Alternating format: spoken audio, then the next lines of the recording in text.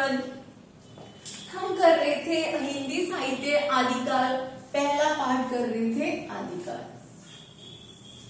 ठीक है, हिंदी साहित्य के इतिहास के मैंने 4 पार्ट्स बताए थे, उसमें से पहला है आदिकाल, उसी के बारे में हम पढ़ रहे थे, उसी को कंटिन्यू रखेंगे। तो आदिकाल की प्रवृत्तियां पढ़ी थी हमने, उसमें हमने पहली प्रवृत्ति पढ़ी थी ऐतिहासिकता का अभाव। मैंने उस दिन भी बताया था कि जो भी इतिहास के पात्र या इतिहास की जो घटनाएं थी वो जो लिखी गई थी वैसे जो की त्यों नहीं हुई थी, यानी कि सच्चाई का अभाव था।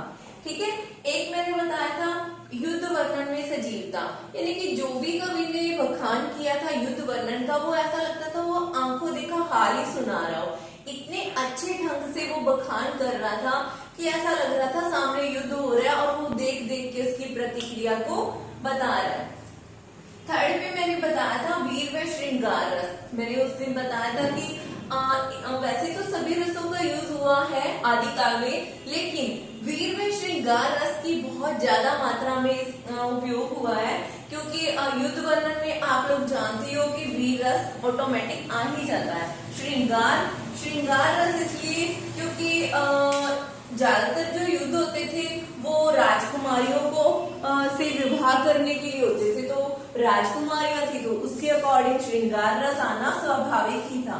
ठीक है, एक था प्रमाणिकता में संदेह। इसमें हमने डिस्कशन किया था कि जो भी कोई भी जैसे कोई भी ग्रंथ लिया था उसकी प्रमाणिकता जो बताई थी, यहाँ पे लिखी हूं, प्रमाणिकता जो कि क्यों नहीं थी उसमें संदेह पाया गया, यानी कि जो कि प्रमाणिक रचना मानी गई थी वो नहीं थी, जो अप्रमाणिक थी उसका भी कोई डिटेल नहीं था।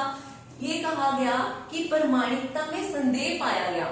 एक मैंने बताया था कि जो आश्रयदाता थे उनकी प्रशंसा हुई थी बहुत ज्यादा।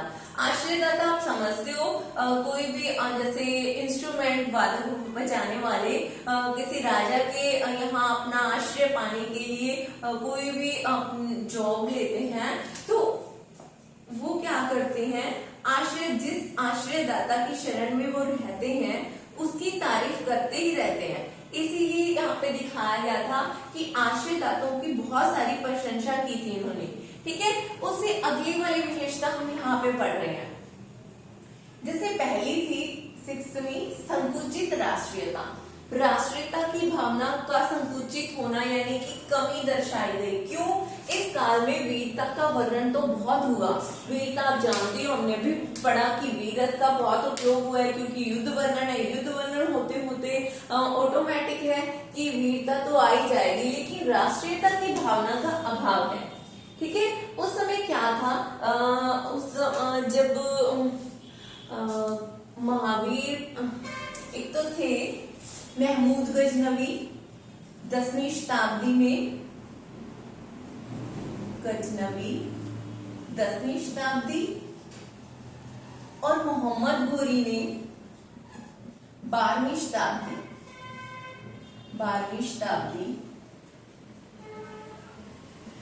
इन दोनों ये जो महाशक्तियां थी भारत की, इन्होंने भारत को पदाक्रांत कर दिया था।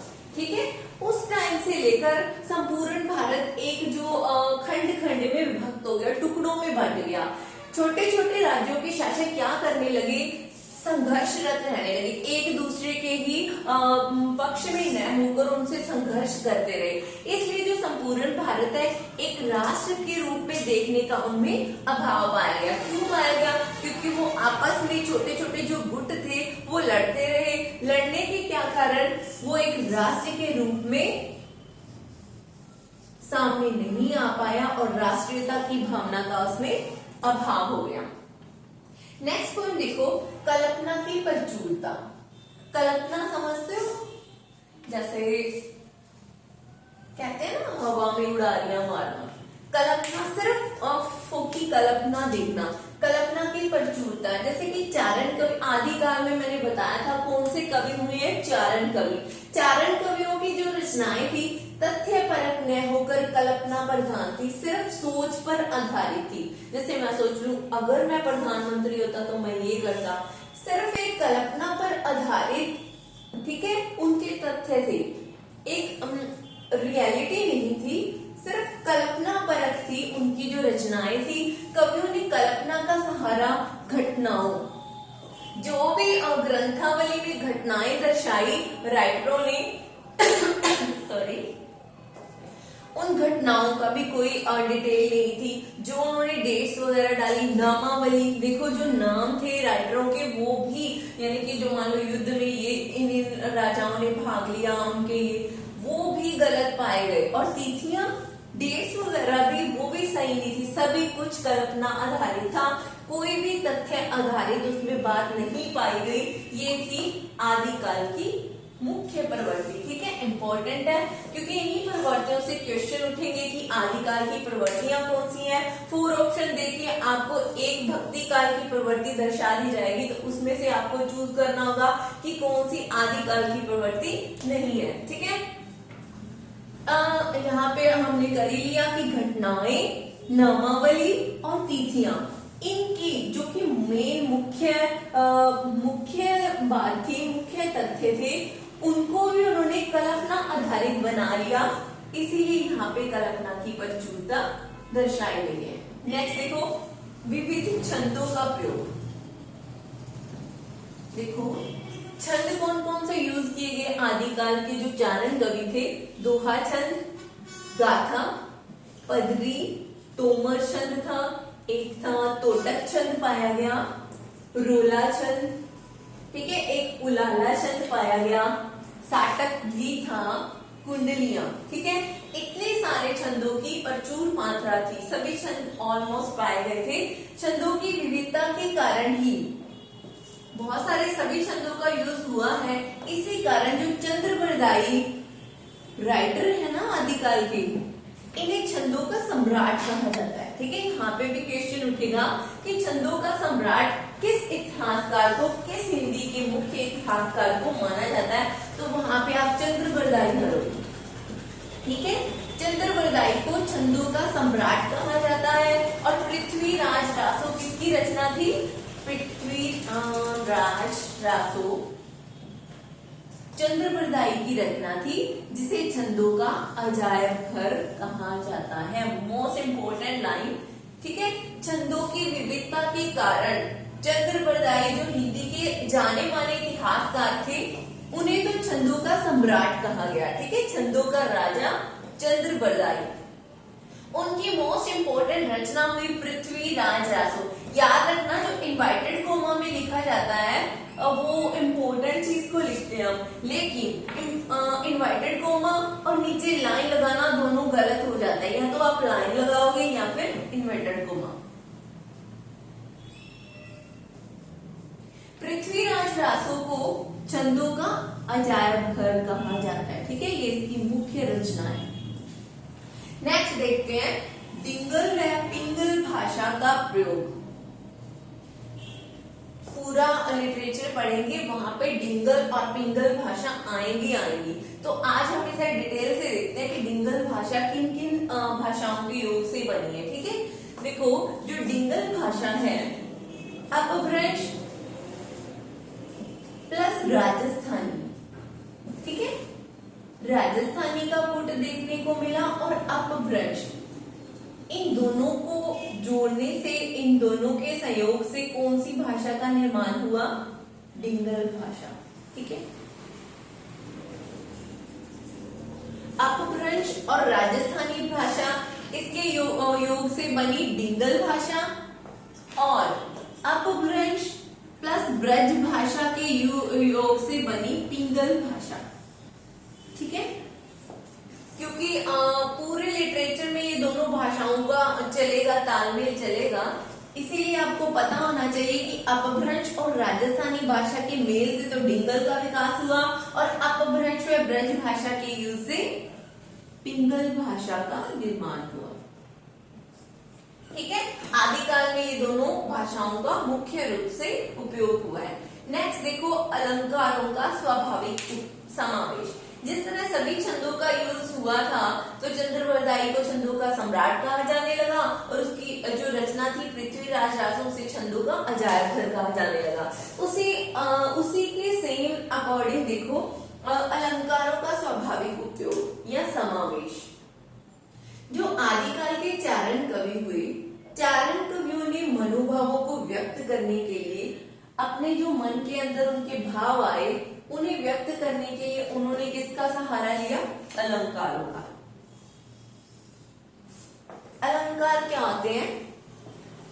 कोई भी जैसे कोई स्त्री है, बहुत सुंदर है, अगर वो गहने पहन लेती है तो उसकी शोभा और बढ़ जाती है, नहीं? उसी तरह क्या होते हैं, जो हिंदी के शब्द होते हैं उनमें अगर हम अलंकार का यूज कर देते हैं, कुछ अलंकार ऐड कर देते हैं तो उनकी शोभा बढ़ जाती है, उन्हें हम अलंकार कहते हैं। अलम प्लस कार के सहयोग से अलंकार का निर्माण हुआ। ठीक है, अलम प्लस कार। देखो कौन कौन से यूज हुए हैं? अनुप्रास अलंकार आया, व्युत्पत्ति आया, यमक अलंकार, एक श्लेष अलंकार, उपमा अलंकार का यूज हुआ, रूपक अलंकार, उत्प्रेक्षा और अतिशयोक्ति। जैसे मैं एक एग्जांपल देती हूँ, अतिशयोक्ति अलंकार है ना, मैंने यहाँ पे कहा ना कि शब्दों की सुंदरता बढ़ाने के लिए, उस पर स्ट्रेस देने के लिए हम अलंकारों का यूज करते हैं। जैसे मैंने ये लाइन लिखी,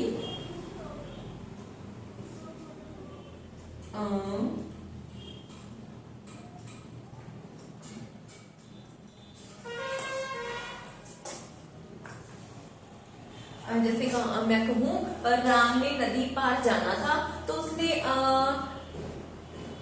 15 किलोमीटर या फिर 5 किलोमीटर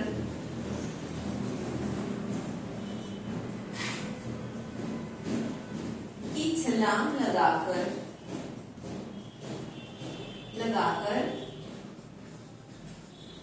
पुल पार कर लिया, या नहर जो भी है ना, जो भी उसका दायरा था, पुल पार कर लिया। अब आप भी जानते हो, मैं भी जानती हूँ, ये सरासर गलत है। कोई 5 किलोमीटर एक ही टाइम पे सिर्फ छलांग लगा सकता है?